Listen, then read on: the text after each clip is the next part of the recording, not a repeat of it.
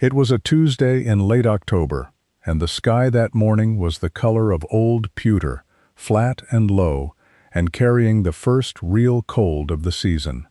I remember the exact date because I had turned 61 2 days before, and my neighbor Arliss Combs was leaning on the gatepost at the end of my lane, with his arms folded and a look on his face that people wear when they are certain they are about to watch someone make a fool of themselves. He said his grandmother used to say something when she saw a person walk into a bad trade with their chin up. She said, "The ground keeps its own accounts, and it will show you the balance when it is good and ready." I had that line in my head that morning because I had copied it out of my father's notebook 3 months before and had been carrying it in my coat pocket ever since. Arliss looked at the county deed in my hand, looked at the number printed there, 70 acres at $1 per acre, and he said, "Leona, that is the cheapest mistake a person can make in this county." He did not say it mean. He said it the way a man says something he believes is simply true. By the way, wherever in the world you're watching from right now, let me know in the comments. I love seeing how far these stories reach. Okay, where were we? I was standing at the gate of 70 acres of river bottom ground that the county had held for back taxes for 11 years and could not give away at any reasonable price. The parcel sat 2 miles south of town along the Hatchet Creek drainage, and it had a reputation the way some pieces of ground do, a reputation built out of equal parts bad luck and bad memory. 3 separate families had tried to work it in the last 60 years. All 3 had walked away. The last attempt had been a soybean operation run by a man named Geddes, who pulled out in the spring of 1987 after losing 2 tractors to ground that looked solid and turned out not to be. The county took it for unpaid taxes in 1993 and listed it on their surplus property roll. For 11 years nobody made a serious offer. Then I made one, $70. The county accepted it inside of a week. My name is Leona Brandt. I was born in 1943 on a farm 8 miles east of that parcel, and I had watched that ground my whole life from a distance. I want to tell you what I found there, what my father's notebooks told me I would find, and what happened when I trusted an old, slow, unglamorous way of reading difficult earth over every modern opinion I received. The trouble with the Hatchet Creek bottoms, as everyone in the county understood it, was water. Not flooding exactly, though that happened too. The trouble was a wet that lived in the ground itself, cold and sour, sitting 18 inches below the surface and refusing to drain. Geddes had put in 1,200 feet of 4-inch clay tile at considerable expense. It helped for 1 season, and then something shifted, and the wet came back worse. The extension office had been out twice and written reports both times.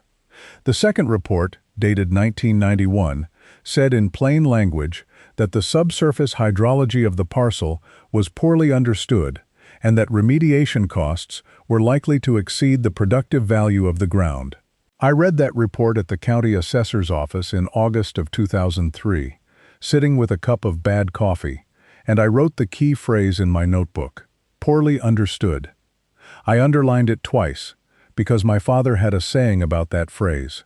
He said anytime an educated man writes that the ground is poorly understood, what he means is that the ground has not yet found someone patient enough to ask it the right questions. My father's name was Curtis Brandt, and he died in February of 1979 at the age of 73. He had farmed river bottom ground most of his working life, first on rented land and later on a piece he bought in 1951 along the same Hatchet Creek drainage, about 4 miles upstream from the parcel I would eventually own. He was not formally educated. He finished the 8th grade and then went to work, and he read everything he could find for the rest of his life. He kept notebooks from roughly 1935 until the year he died, 44 years of them, written in a small, careful hand, filled with observations about water and soil and what ground does when you leave it alone and what it does when you push it.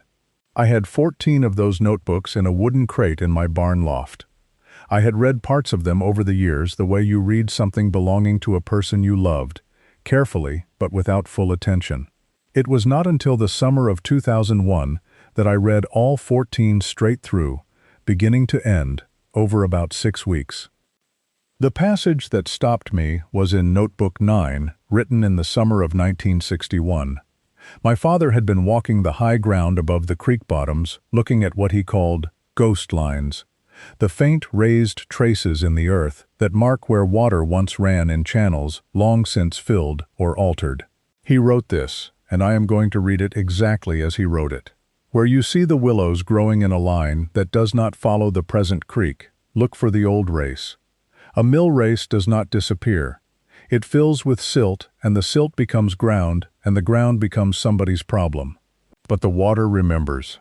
The water is still moving down that line, just slower, just underground, just waiting for someone to reopen what was closed. Open it right, and you have drainage. Leave it closed, and you have the wet that nobody can explain. The ground keeps its own accounts, and it will show you the balance when it is good and ready. I read that passage 4 times the first night I found it. I read it again in the morning.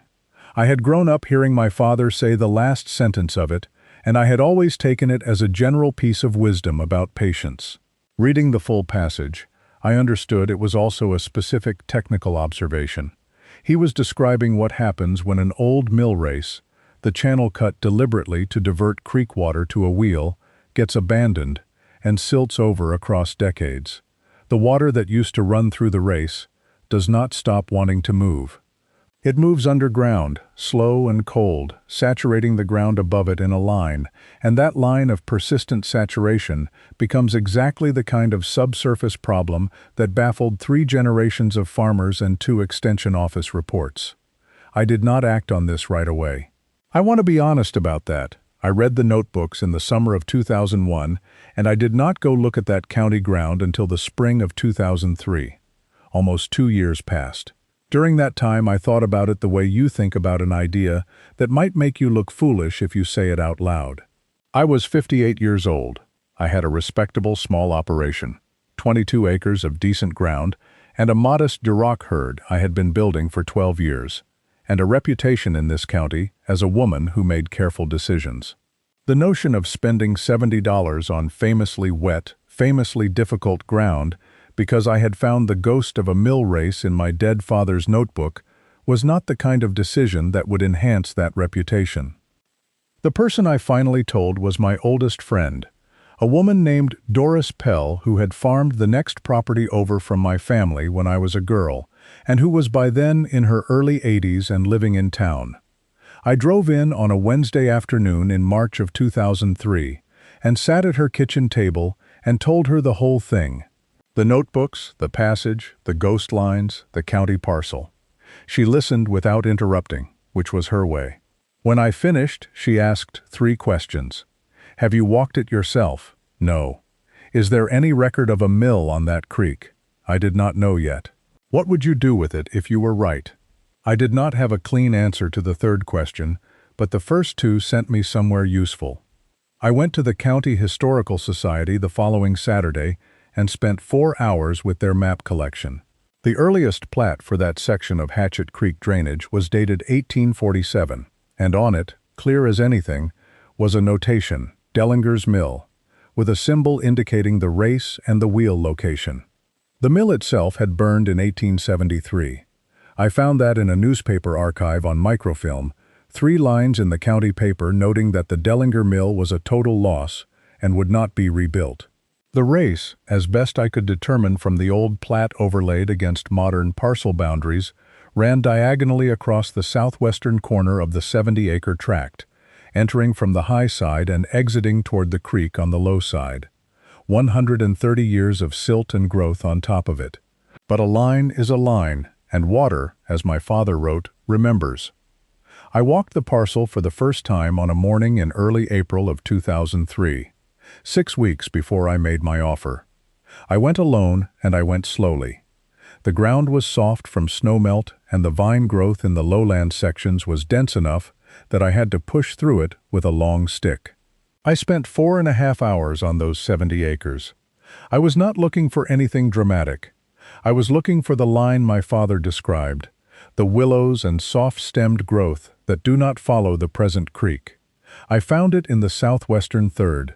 A line of willows, not a cluster, a line, running at roughly 30 degrees off the creek's current course, cutting across the low ground in exactly the direction the 1847 plat suggested the race would run. Some of those willows were 8 and 10 inches at the base. They had been growing along that line for a long time. I stood at the upper end of that willow line for about 20 minutes and did nothing. I just looked at it and thought about my father writing in that notebook in 1961, 42 years before I was standing there, describing exactly what I was looking at. Then I walked back to my truck and wrote 3 pages of notes, including measurements I had paced off and compass bearings I had taken with a small handheld compass that had belonged to my father and that I had carried in my coat pocket since the day he died. I made my offer to the county in May of 2003. $70 for 70 acres. They accepted in 6 days. The deed transferred on June 3, 2003, a Tuesday, overcast, 48 degrees at 8 in the morning when I signed it. Arliss Combs saw me with the deed at my gate that same morning, and that is where this story began. I spent the summer of 2003 clearing access and doing nothing else. I hired 2 men for 3 weeks to cut the worst of the vine growth along the southwestern corridor, the section where I believed the old race ran. I told them I was clearing for fencing. The clearing cost me $840 in labor and about $60 in fuel and chain oil. Total investment to that point, $70 for the land, $900 for clearing. $970. I had not turned a spade of earth. In August of 2003, I brought in 6 of my older Duroc sows and turned them into the cleared corridor. I want to explain why, because this is the part that made Arliss genuinely concerned for my mental state when he heard about it. Hogs root. A mature Duroc sow will work ground the way a slow plow works it, pushing her snout 6 to 8 inches into the earth, following grubs, tubers, the particular chemistry of ground that has moving water beneath it. My father had written about this in Notebook 11. He wrote, "A hog will find the wet seam that a tile man will miss. She does not read maps, she reads the ground directly. If you want to know where the old water went, follow what the hog follows." 6 sows. I watched them every morning for 2 weeks. They worked generally east to west across the corridor, rooting and moving. And then on the 9th day 3 of the 6 began working a specific diagonal line running from the upper corner of the corridor toward the lower exit point near the creek. Not all 6, 3, but those 3 were consistent. They worked that line for 4 days in a row, returning to it each morning, rooting it to a depth I measured at 7 and 8 inches in places. I put a stake at the upper point and a stake at the lower point, where they were most concentrated, and stretched a string between them. The line ran at 31 degrees off the creek's current course.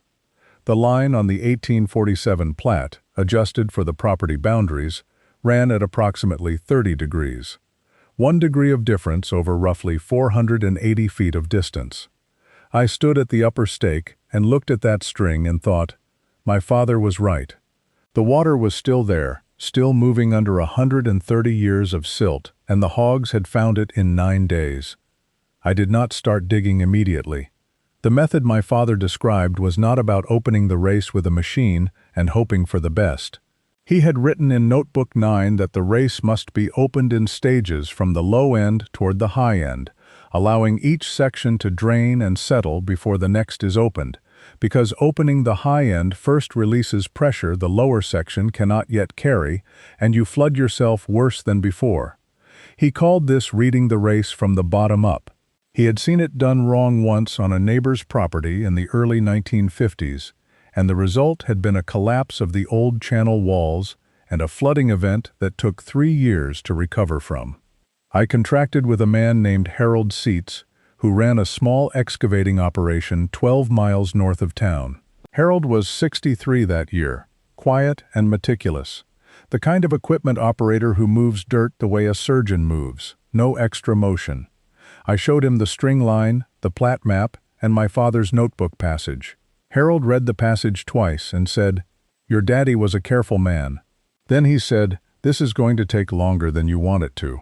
I said I had been thinking about it for 2 years and had 40 more to wait. He smiled at that and said we would start in the spring of 2004. That winter, I filed for drainage permits with the County Water Management Office. A woman there named Shirley Pruitt reviewed my application and called to say that the subsurface conditions on the parcel were of concern and that my proposed work might require an engineering study before permits could be issued. The study, she said, would cost between $4,000 and $6,000. I asked what it would determine. She said it would characterize the subsurface hydrology. I told her I had a characterization of the subsurface hydrology that was about 40 years old, but accurate to within 1 degree of bearing so far. There was a pause, and she said she would review my submitted materials again. I received the drainage permit in March of 2004. No engineering study required. The permit fee was $220. Harold Seats began work on the low end of the race corridor on April 14, 2004, a Wednesday, with one tracked excavator and a helper named Jean, who kept the spoil moved back from the cut. Harold worked in 30-foot sections. At 22 inches of depth, in the third day of the first section, his bucket found the original cut of the race. It was still there. 130 years after the mill burned, the channel the Dellinger family had cut by hand in the 1840s was intact in its shape, 3 feet wide at the bottom, with angled walls stone-lined on both sides, with flat limestone slabs set without mortar.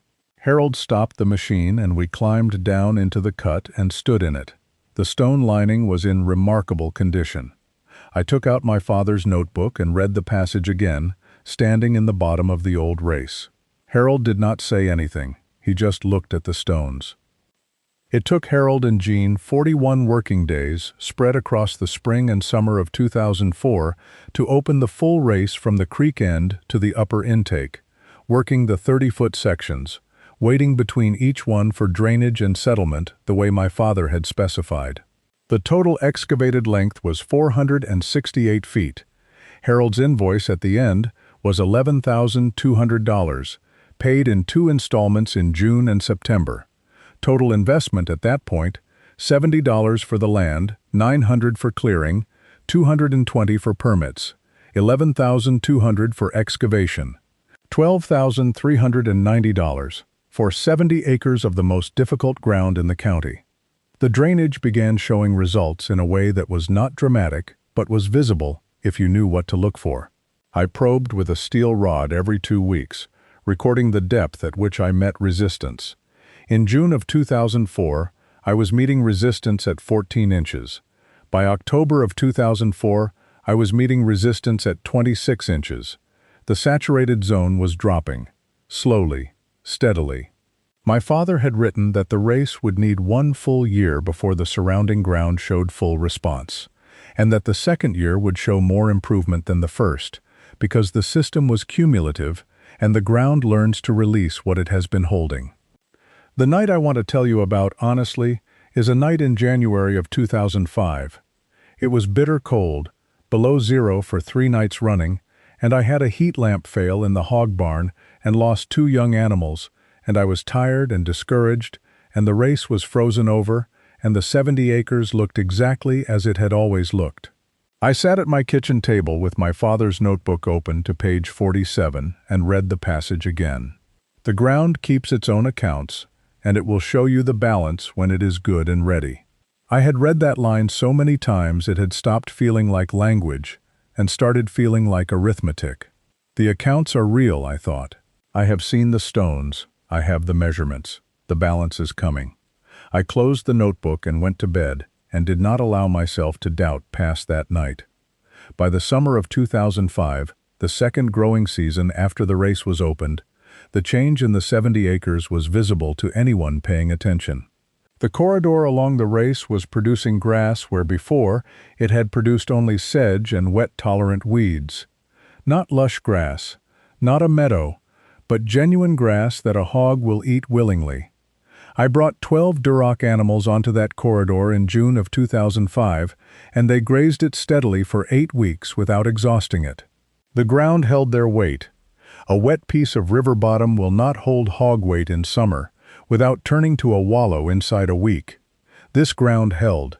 My probe readings in July of 2005 showed the saturated zone beginning at 31 inches, up from 14 in June of 2004, 17 inches of improvement in 13 months.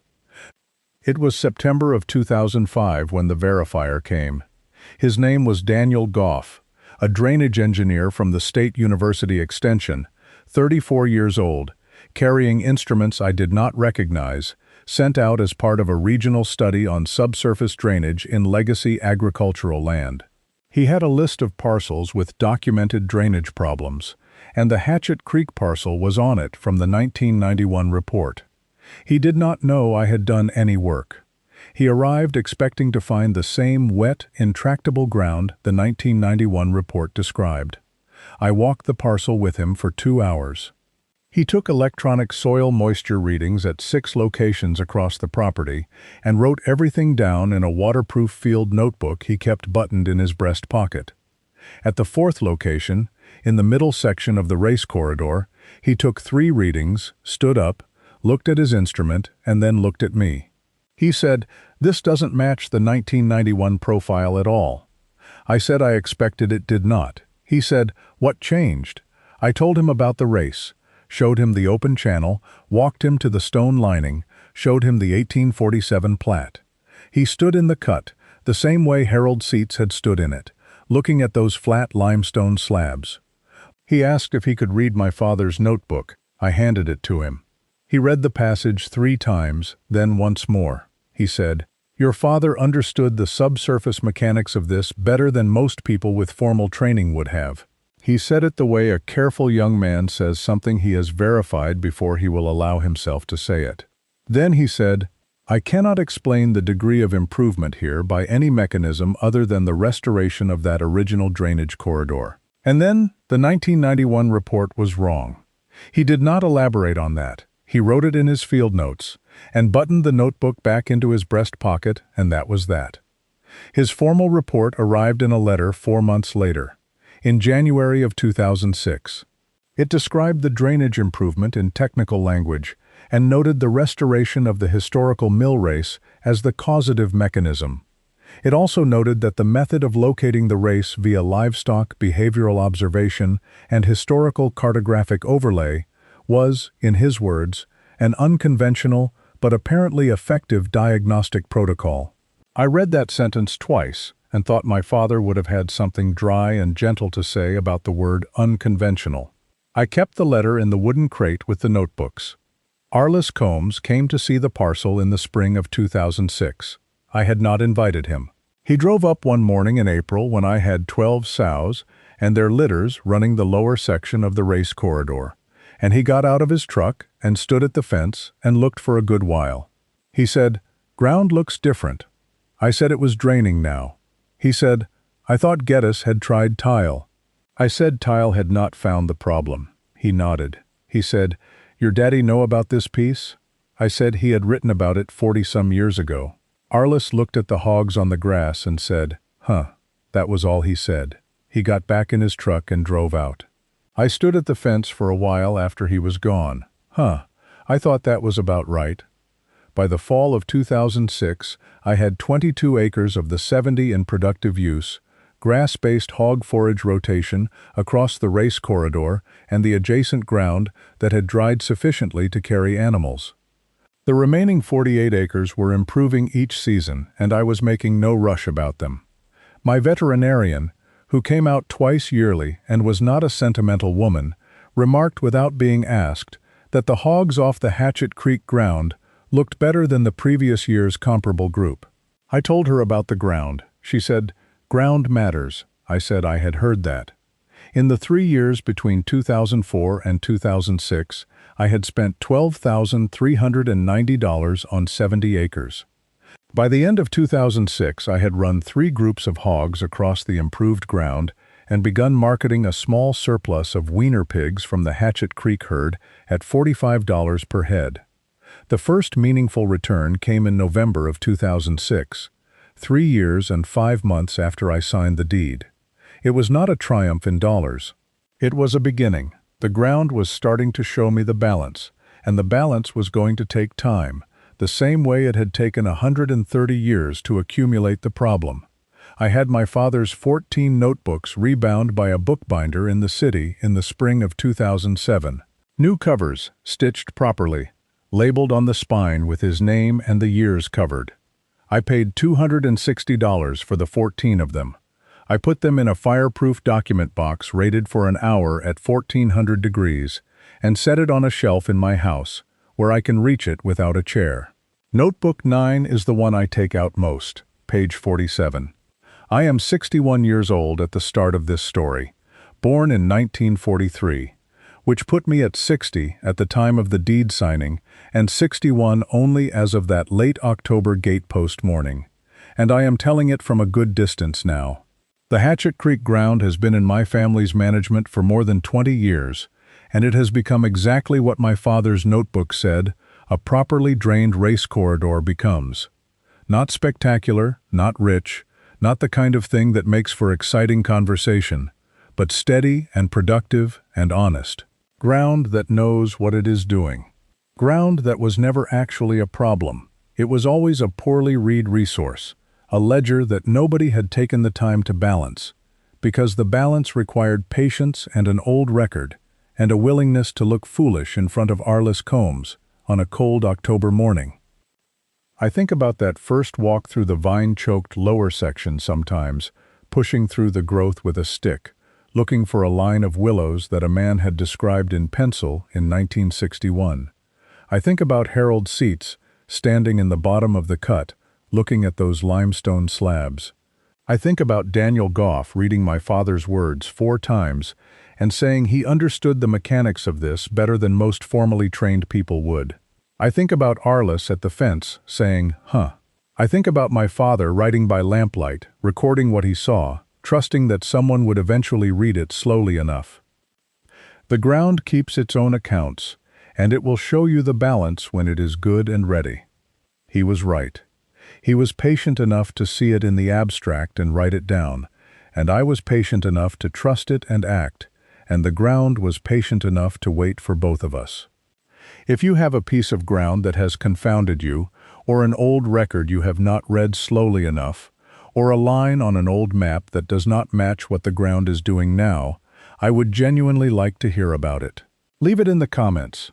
These old balances have a way of finding the right reader eventually, and sometimes that reader is someone you have never met, watching from a place you could not have imagined.